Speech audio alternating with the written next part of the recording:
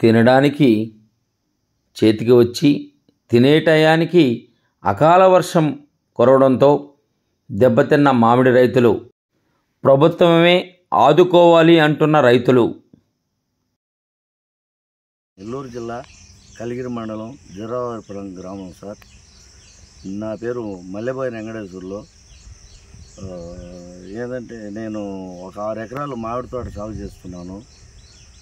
కానీ ఇప్పుడు ఈ 10 సంవత్సరాలు అయింది వేసి. ఒక 5 సంవత్సరాలు దాన్ని ఏమీ లేకుండా నష్టానికే దాన్ని సాగు చేయాలి. మీ అందరికీ, ప్రభుత్వానికి అందరికీ తెలిసిన విషయం అది. కాకపోతే ఏంటంటే ఒక 5 ఏళ్ళ నుంచి కాపు నిలబెట్టుకుంటే అది మాకు ఏటా దేనికి ఖర్చు అయితేమి, మందులు అయితేమి,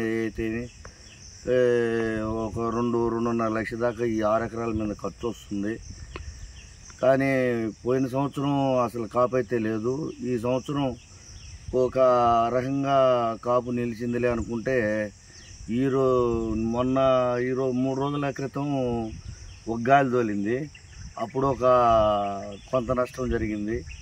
మళ్ళా ఈరోజు రాత్రి మళ్ళీ అకాల వర్షం రావడంతో కొమ్మలు ఇరిగిపోవడం, పోతే ఉన్న కాయ మొత్తం కింద ఇదైపోయింది.